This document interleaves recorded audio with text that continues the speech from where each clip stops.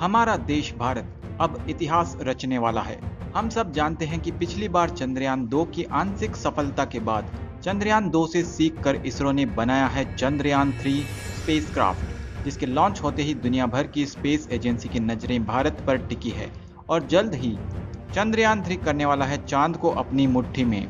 14 जुलाई 2023 को दोपहर 2:35 के वक्त चंद्रयान 3 सफलतापूर्वक चांद को छूने रवाना हो गया है।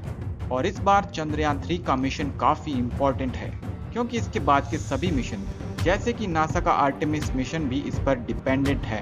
इसलिए इसकी सफलता के लिए न सिर्फ भारतीय बल्कि दुनिया भर की स्पेस एजेंसी दुआएं कर रही हैं। तो तैयार हो जाइए दोस्तों, आज हम चंद्रयान 3 के बारे में सब कुछ जानने वाले हैं और जानेंगे कि कहाँ है हमारा चंद्रयान।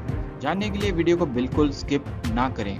दोस्तों, हमारा देश अगले 23 अगस्त की तारीख तक स्पेस की दुनिया में खलबली मचाने को तैयार है, क्योंकि चाइना, रशिया और अमेरिका के बाद भारत ही एकमात्र वो देश बनने वाला है जो चांद के फार साइड में उतरकर तिरंगा गाड़ने को तैयार है। बस 4 साल पहले की बात है, 22 मई 2019, जब हमने चंद्रयान 2 को चांद पर भेजने के लिए रवाना किया था। पूरा भारत ये आस लगाए बैठा था कि चंद्रयान 2 मिशन सफल हो जाएगा और इसकी सफलता के लिए पीएम मोदी भी इसरो के बेंगलुरु हेड ऑफिस पहुंच गए थे और इस मिशन की लॉन्चिंग सक्सेसफुल रही थी। जबकि ये आगे के स्टेज में चांद की सतह पर उतरने ही वाला था कि चंद्रमा की सतह से सिर्फ 2 किलोमीटर की ऊंचाई पर विक्रम लैंडर से हम कम्युनिकेट नहीं कर पाए थे। इस कम्युनिकेशन ग्लिच की वजह से विक्रम लैंडर से हमारा संपर्क टूट गया था और चंद्रयान 2 मिशन सिर्फ आंशिक सफलता को ही प्राप्त कर पाया था। और हम जानते हैं कि किस तरह के शिवन भावुक हो गए थे और इस पल ने देश का दिल तोड़ दिया था।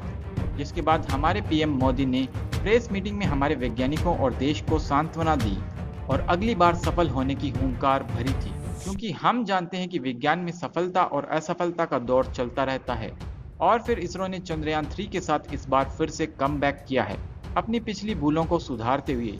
एक फेल्यूर बेस्ड सिस्टम के साथ इसरो ने एक एडवांस स्पेसक्राफ्ट को तैयार कर लिया।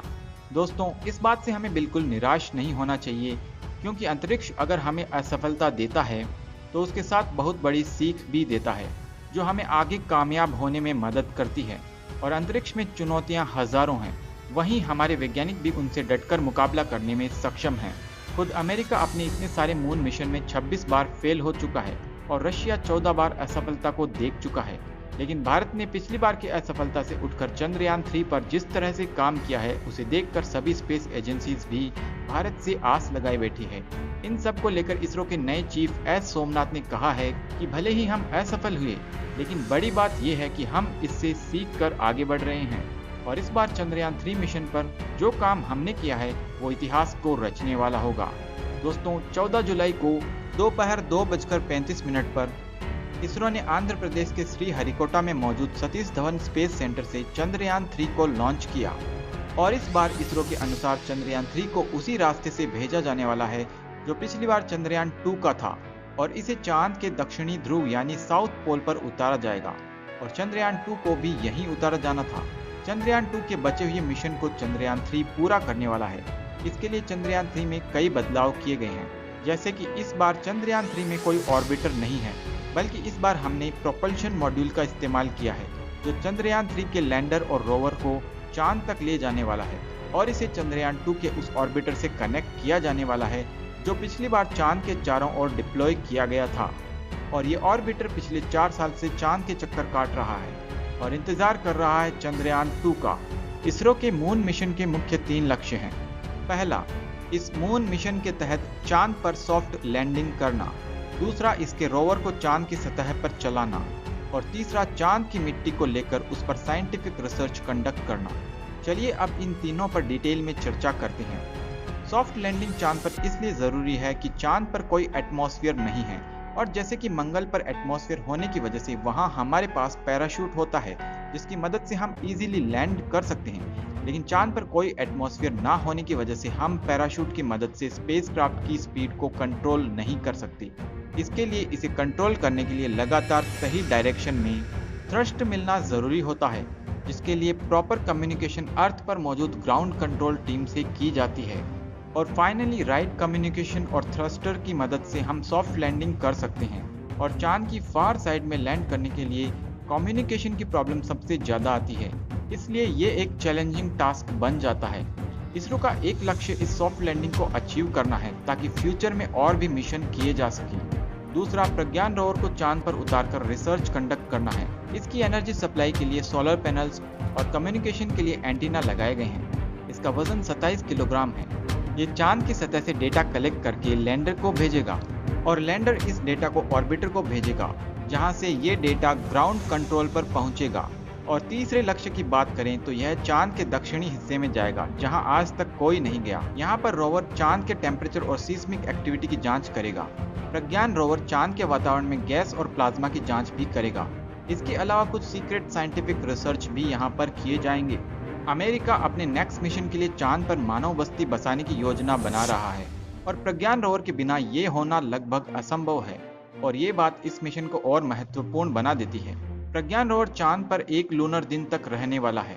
चांद का एक दिन धरती पर 14 दिनों के बराबर होता है और इसके बाद वहां से उड़ान भरकर ये ऑर्बिटर के पास आ जाएगा।